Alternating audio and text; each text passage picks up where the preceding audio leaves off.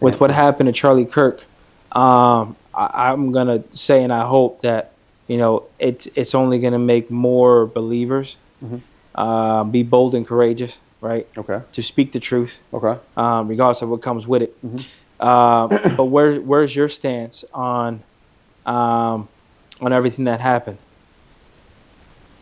Well, Let me rephrase that question. okay. What do you think of how the church is reacting That's a to good to question. the incident?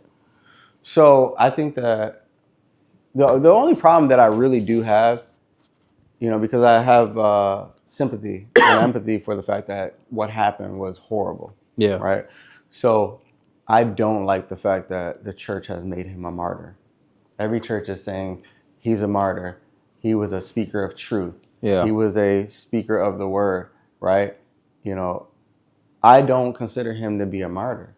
Some of the things that he said, just by looking at the fruit of the things that he said, Yeah. I don't agree with, right? I think he said a lot of derogatory things. And even in the things that I do agree with him in, a lot of times when he would say those things to people, it was more like belittling those people. It was more like I want to own the libs, basically. I've definitely seen some of those clips. I mean, I've been watching a lot of his stuff very early on, Mm-hmm. but by definition, the word martyr means a person who is killed or made to suffer because of their religious or other beliefs.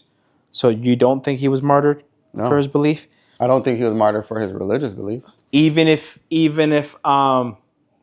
there's new information where I guess they found them.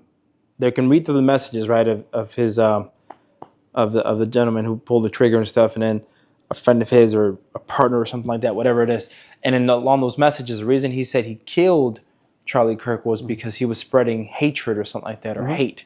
Right. So you don't think that maybe that's translated to his religious stance on things? Because just because we talked about this, he lacked empathy. Yeah. Right? He lacked empathy. He wasn't, I don't think, someone that can emotionally connect with people. He lacked emotional intelligence, for sure. But he was young. He's 31 years old, right, when he passed. So I think that maybe eventually he would have gotten there.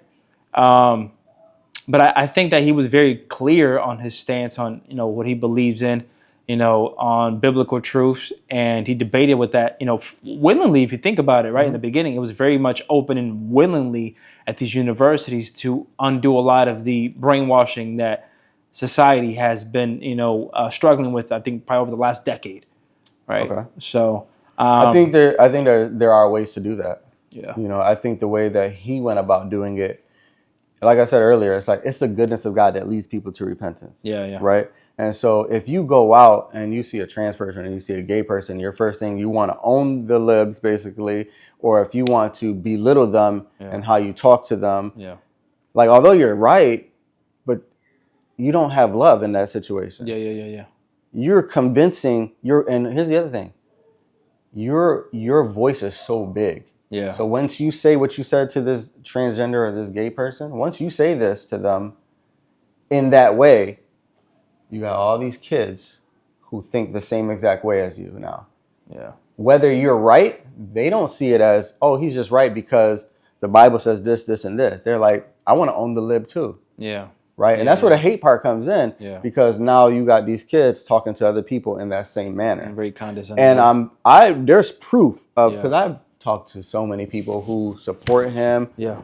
I have friends that support him, and they've talked to me in that same way. Yeah. Because they're trying to own me, even though I'm not a lib. Like, they're trying to own me in their tone, right? Yeah. And how they're saying it. It's like, just because we don't agree. Yeah. So, and I've had conversations with some people, and it's like, I feel like I'm talking to Charlie Kirk. Like, they're talking like him. They're saying exactly what he says. But all I have to do is ask one extra question. If I ask one extra question to them, the conversation's over, because they're only going based on what he's saying, not based on what they've researched on their own. Right. They're not going any deeper. And so the Bible says, they honor me with their lips, but their hearts are far from me. Yeah. He has said he believes in God. He knows the Bible. I've heard him preach the Bible. But then on the other hand, it's like, bro, you're disrespecting people. Yeah. And so some people don't consider it disrespect. You know, some people don't consider it disrespect. They're like, it's the truth. It's just the truth. And I'm like, the word of God is going to divide anyways. Yeah. Speaking the truth is going to divide anyways. And it's unpopular. Right. That's why he said love. Yeah. You know, if it's at all possible, if it's up to you, be at peace with everyone. Yeah. Right? Yeah. So I can have hard conversations with people and still be at peace with them because I'm not going to disrespect them while I'm talking to them. Of course. Right? We're going to educate each other. We're going to come to we may disagree at the end of it, but, I still let them know, like, I'm still showing them love. Like, I'll never disrespect them in the conversation. Yeah. And I think he did so much of that, and kind of like how he targeted, black and brown people. I hear people are saying, well, you don't know the context of what he's saying. And I'm like, I watched the whole video. Yeah. You know what I mean? You don't think he was doing it to enlighten them and let them know, look, don't fall for the victim agenda, where I feel like that's really been planted as of recently, especially these last few years. Just because you're black around doesn't mean that every cop hates you, right? That every that every systemic thing in place is there to watch you fail. Mm-hmm. You don't think he was there to, I guess, undo some of that brainwashing? We didn't need him to do that. I don't need him to do that. He doesn't live our life.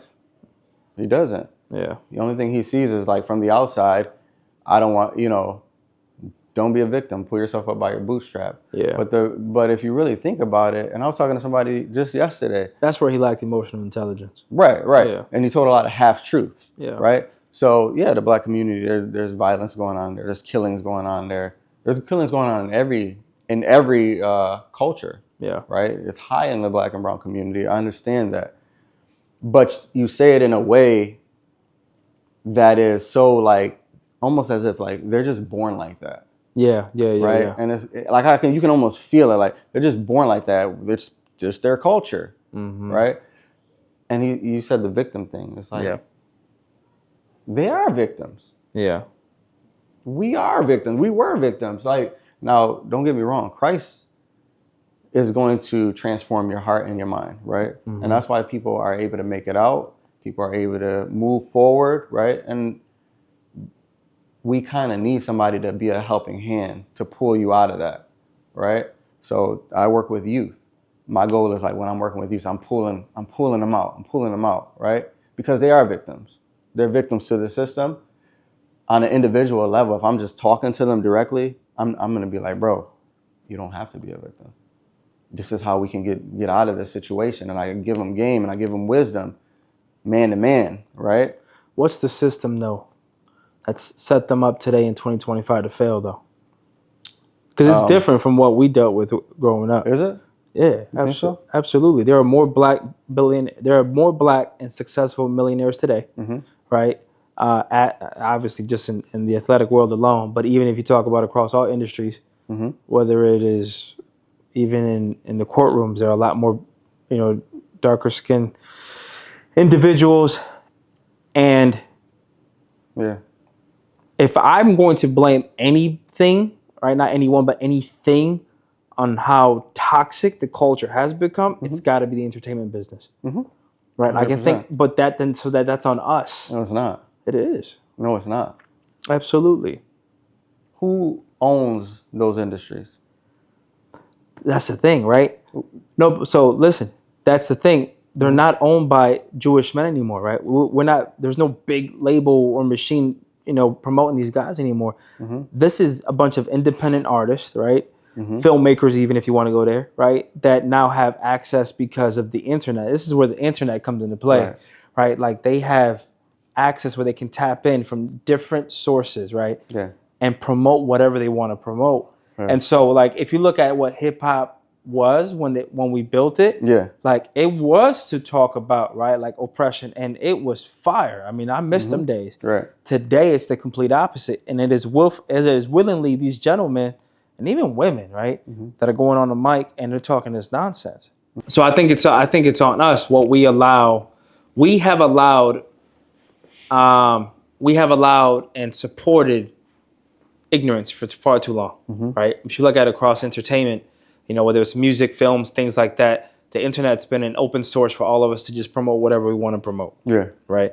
Hip hop, when it started back in the 80s and stuff, was all about, overcoming oppression. And it was a true message behind it. Yeah. You can't say that today. Right. Right. You can't even say that on the Christian side, unfortunately, because I've already told you what I've been hearing and seeing and experiencing on the back end on that too. Right. Like it's all being ran as a business. And it's all about filling the seats. It's no different. It wasn't like the early 2000s where there was a Jewish man or a machine, right? A big label behind you to be like, no, you got to look a certain way. You got to, no, this is the single, but no, I want, no, this has got to be the single. Now it's all independent, right? Yeah. Independent artists and these smaller camps that are uniting and putting out whatever message because they're just worried about tours. They're worried about merch and they're worried about filling their pockets. Right. They don't care about what sort of aftermath there is on the streets because of it. I think that I don't disagree with that, right? Yeah. To a certain extent, I don't disagree with that because that individual has a responsibility. Yeah. So when I have these conversations, it has to be there is an accountability side to this on the individual, and then there's a general side to this, right? And the general impact that this has had on our community, right? Those are two different things. Right? I can have a conversation with somebody about the type of music that they're making. What I mean, though, is the damage is done. Yeah. Right? So for 20, 30 years, you've had people who are not like us, who own the production companies and decide what they're going to produce. Right? And so they decided that we're going to use one of the most powerful tools to get into every black and brown home with negativity, drugs, gangs, violence. Yeah. Not only that, we're going to team up with the CIA to say, hey, let's filter drugs into these communities, right? Yeah. Let's do that. Then they partner with the judges and the legal system to say, hey, let's privatize these prisons so that we can lock up as many people as possible, right? Yeah. So then what happens? Now you got kids growing up without fathers. We got kids growing up without any structure. Those kids are now producing music. Yeah. You don't got the production companies don't got to do nothing. Now they have the internet. Those same kids are not producing music. Yeah. Because they don't have anybody in their lives anymore. But it started way back. It did, but I think we're forgetting to account for the most important person, right, or role in all of it. Satan himself. Right. I mean, of course. So I don't think, especially because of the Charlie Kirk situation, we're sitting. I mean, and you see what happened on the train, right, in Charlotte with the young lady. It is becoming like a race war almost again. But we're losing sight as believers to identify this isn't about racism, right? This is about up and down, good and bad, good and evil at this point. Okay. If you look at, to your point, who's pulling the strings behind those cynical individuals, right, that were orchestrating these things in the industry, that's got to be Satan himself. We wrestle not against flesh and blood, but against powers, principalities, rulers of the darkness, governments. Right. So 100%, it's all demonic. It's all demonic. Yeah. But here's the problem with the church, right? So the church will say abortion is demonic. Yeah. Right? It's wrong. I agree with them. Right, but then they'll say you can say that that's spiritual warfare we're dealing with right there, right? Yeah. So what the church would do is they'll say, well, let's have a march to bring awareness to it. Let's maybe open up some homes so that the young ladies who are thinking about this, they have some security and may change their mind. They're literally being the hands and feet of Christ. My church does this right now. Yep. They're literally being the hands and feet of Christ, right? Because it's the goodness of God that leads us to repentance, right? When it comes to the black and brown community, it's just the devil. It's demonic, right? And it's like, I know it is. It is. But then they'll skip over it to fly overseas to go, what is it called? Mission. They'll skip over it to go overseas to go on missions trips. They'll skip the hood, go overseas to mission trips, right? Yeah. And it's like, okay, well, where's being the hands and feet of Christ here? In the same way you were there for abortion. They're like, oh, we don't need to make this about race. Yeah. That's what the church will say. Let's Yeah. not make it about race. It's not about that. And I'm Yeah. like, well, when you go from slavery to segregation Yeah. to crack in the 90s, fatherless homes, Yeah. music, Yeah. all these things directed at a specific group of people. Yeah. You don't have to say it's about race. Okay, Yeah. let's just say these people, Yeah. right? The devil's targeting these people. Mm-hmm. And we're not being the hands and feet of Christ for these people. Yeah. We kind of just say, hey, that's just demonic. And let's not make it about race, right? And so that's my issue right now. It's like, how do we do that? Yeah, no, and that's a good point. I think it comes down to just intimidation, man. You know what I mean? I think this is where Christians lack boldness and courage. I think they're intimidated to go into those neighborhoods. But when you hear Charlie Kirk come out and say 13% of the population is committing 58% of the crime, as a white person, you're like, I'm not going to go be the hands and feet of Jesus over there. Right. Are you kidding me? Yeah. They're violent people. Yeah. But now, see, that's public. That information has been out there for years. Right? It's a false. It's false. If you Google search right now, that's what's going to come up. It's false. So. But with that comes, though, emotional intelligence. I think emotional intelligence is way more important than any of that. Okay, so it says 13% of the population commits 58% of the crime, right? Mm-hmm. And then... you just triggered Google. The Google Nest is going off right now. They're saying 13% of the population commits 58% of the crime. Yeah. But they're not. They also don't say that. I think it's 80% of exonerations are of black people. Mm-hmm. So that just means that people are going to jail for crimes and are being exonerated from those crimes. So you don't talk about that. Yeah. Why are people being exonerated? Mm-hmm. Why are that many people being exonerated? Mm-hmm. That's one question. The second question is 13% of the people aren't committing those crimes. Yeah. It's more like 1%. Yeah, I read. Because if you're saying 13%, you're saying every black person in America is committing crimes. I read that under 5%. It's a tiny percent that's committing a lot of crime, but at the same time, to say that we're all committing the crimes is disingenuous. It's a half truth, maybe a quarter truth in everything that he said. Which if it's a half truth, then it's a whole lie. Exactly. So, but now you got all these people who follow you, Charlie. Yeah. Believe that, and now they have a certain opinion about me. They won't be the hands and feet of Jesus in those situations. Yeah. Unless you're coming to them, they're not going to you. Unless you're believing the way they believe, they're not messing with you. Yeah. So I mean that's my best argument for that. Yeah. And that's why I say that's a racist talking point. Mm-hmm. It just is, because it's a lie. It is. We can't get too. I don't think we can spend too much time in it though. Because then that's exactly what Satan wants, right? At some point, we have to call it what it is still, and it's a matter of up and down.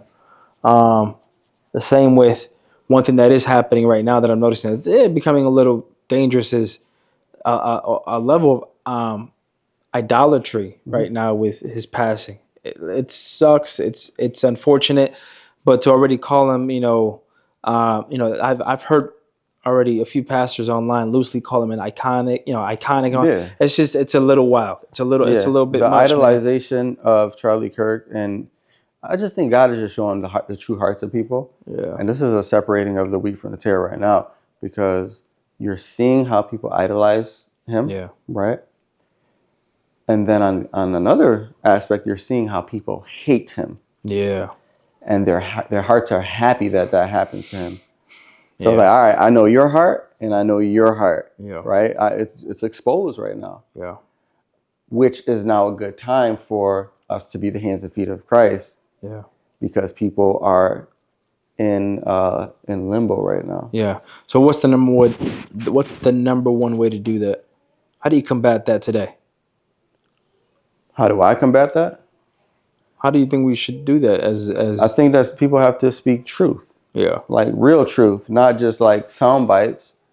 Like show the truth in love. Like what I just shared to you, that's the truth. Like if you really look at it, if you go deep into it, That's the truth. I think But for someone who doesn't want to hear all that, someone who doesn't have time to be like, yo, let's have a serious conversation and sit down, how do you reach that person today? I mean, like if they're a follower of Charlie Kirk, like if they're like, man, if they're a follower of Christ, right? But yes, they're divided, they're conflicted, they're angry, probably even because they're being brainwashed by some of this stuff. Last week, I'm not, you know this, I don't tap into social media. I don't watch the news, but all last week with everything that was happening, I was watching the news more than I usually would. And I was getting angry watching it. yeah, And I'm thinking to myself, yo, this is why people go crazy sometimes. right, Like, that's why people sometimes go, and act out the way they do, because, yo, this stuff is, every network had its own agenda. Yeah. The verbiage was different, right? Right. It was almost like, this person is trying to, worsen the situation. This person's talking about them like, he was, Billy Graham all over again. it's crazy. And it was just so much. It was overwhelming. So it's like, man, how do you just cut through all that noise? I think that number one is read your Bible. Yeah. Like, put Charlie Kirk aside for a week. Put him away for a week, right? And strictly just read your Bible, right? And let God expose these truths to you on how to love people, right? And if it matches with how Charlie loved people, then all right. But I don't think it does. Yeah. So that's number one, is like, read your word, get in the word, and find out how Christ loved and how Christ handled these situations. Number two is study the things that he talked about, right? Like all the claims that he made, like study them and go deep. Ask yourself why. Like I did that, and I was like, I was trying to figure something out. I figured out what that was, and this had to do with our conversation about like race in America. Because I used to think the same exact way, like, don't be a victim. Like, pick yourself up by your bootstrap. I had that whole conservative talking points. Like, I was that. But then I started asking myself, but why? Right? Why are so many kids listening to this type of music? Yeah. Okay, they listen to it because they don't have anybody to tell them any different. Well, why don't they have anybody to tell them any different? Well, a lot of their parents are in prison, right? Well, why are their parents in prison? And I just kept going back, all the way back. It's like, okay, understanding the wiles of the enemy and the arrows and the darts that he throws. Yeah. It's spiritual. The Bible talks about it's spiritual, but they have physical manifestations. If we sing to break every chain, every chain. We sing the song, break every chain. Okay, what chains are we breaking? Right? The chains of death, yes. The chains of hell and the grave, yes. But there's also chains within a system, a physical system in our world that needs breaking. For instance, and tell me if I'm talking too much. No, you're good. When slavery was happening, if you sang break every chain back then, during slavery time, would you just be talking about break every chain in my heart? Or would you want to figure out how to break that system that had people enslaved? So that's what God did. God revealed himself to people like Harriet Tubman, some other people, revealed himself to her and them, and they then took that information that they received spiritually and applied it to the physical world and began rescuing people out of that system. Yeah. We're not in that type of slavery now, but there are people who are still in bondage right now. Yeah. And so it's like, all right, we want to break every chain. Yeah, but do you think that's because of the tone of their skin, or do you think this is just a generational thing? Because I'm telling you, bro, especially because you know where we are, right? It's a very nice area. We feel like in Beverly Hills over here. But my God, do some of these white boys be rolling around with them windows down thinking they're in the hood, bro, listening to the same music that the kids from our hood listen to, right? And they pick up on the same behaviors. I mean, we can call it what it is, right? Like, but the reality is that music is powerful, though. It is, but it can make them just as dangerous, right? Because the influence is there. It can make them just as dangerous, right, to act as someone who really grew up with nothing in the hood. Right. there's always been that saying, you know, a man who has nothing to lose is a dangerous one, right? Mm-hmm. I concur. I think that a man that has everything to lose is a dangerous one. Yeah. So when some of these boys, right, some of these white boys out here, they have a full ride, for instance, right?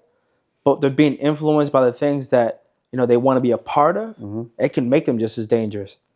I agree with you on that. That's a smaller level. Yeah. I don't think it's like, cause they go through that and then they come back to their nice, all their nice things, right? Yeah. Some of the They kids do, but then I feel like they suffer more mentally because it's almost like an identity crisis. Right. So, and unfortunately, that's why we see, right, like a lot of the mass shootings and things like that, they happen to be some of these kids who, yes, you're right, when they get home, right, everything is well taken care of, everything is in its place, but they don't identify with that. They would rather live, in complete chaos. Yeah, I mean, I have a heart for that, but like I said, that's on a smaller level, right? And so the bigger level is, right, you have a mass shooting here, right, at a school, right? There's been like 10 kids that'll die in these mass school shootings, which is crazy, right? But then you go to like the inner city or the hood, it's like people die every day, B. Yeah. People get shot every day. Yeah. Right. And so, my heart is to change that. I would love to change that and like pull people out of that. And I would love to pull those kids out of, what they're going through now in the suburban areas as well. But what your question was, is it like a skin color thing? Is that what you said? Yeah. Does it pertain to your skin pigment, or is it more of a generational thing? I personally think it's a generational thing. I think that this generation, right, and I'm talking, so my daughter's about to be 15. I think her generation is the one, all of them that are struggling with an identity, right? Where my son was only 8 years old, I think they're catching on already very early on what they like, what they don't like, what makes them feel safe, and what and what doesn't. With her, that gap, dude, like they want to take risks, very big risks. But on the flip side of that, there's also this sense of I want the truth, right?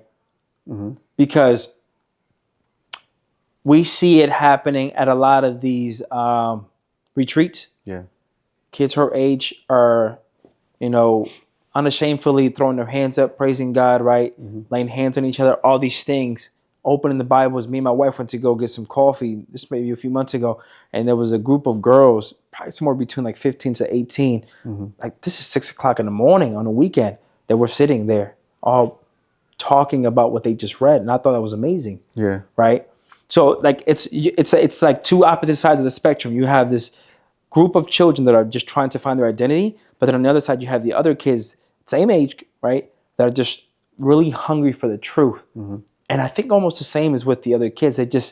They don't have coordinates to how to get there. You know what I mean? All right, when you say other kids, who are you referring to? Like the hood, like that type? No, man, because that's what I'm saying. Like I don't think it has to do so much with anyone in the hood, right? I think the internet changed everything, right? Everything. You don't have to live in the hood to experience it. Yeah. Right? Like you have access to it.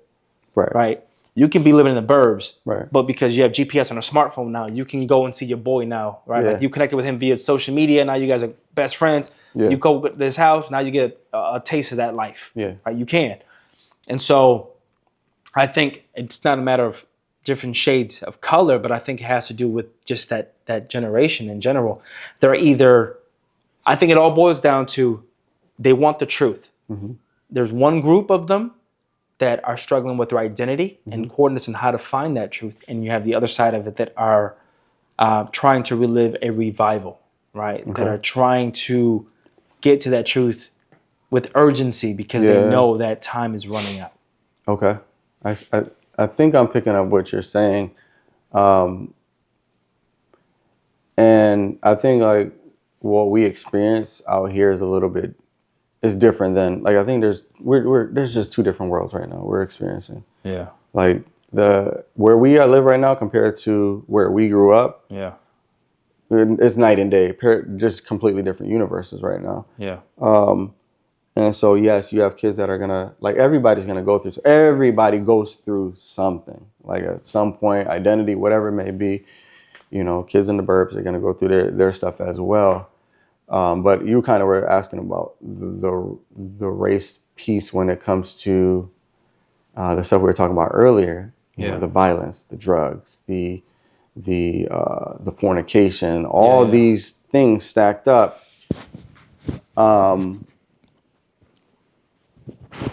It's hard for me to talk about it because you got 5 minutes to talk about it. No, you need more time, man. Come on, you don't gotta go to sleep. Shit.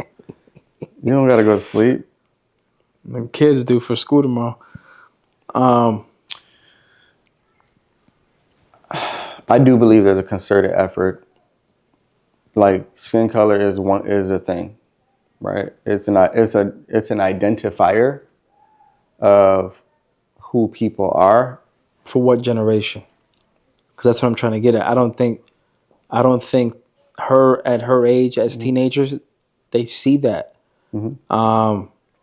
I think that's something that our generation still holds on to. No, it's not, because I when I go to the schools and when when I have my students, they're not thinking that way. They're still in that way that how we used to think. Yeah. And especially in inner city. And I think it's because there's just more trauma, right? Like everybody deals with something. Suburbs, you deal with something, but I think there's just more trauma being experienced on a day-to-day when it comes to the hood, still to this day. Yeah. That part hasn't changed. And unless somebody goes in there and pulls people out, pulling people out, to me, it's intentional.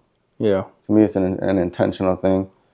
And I do think it has to do with who people are.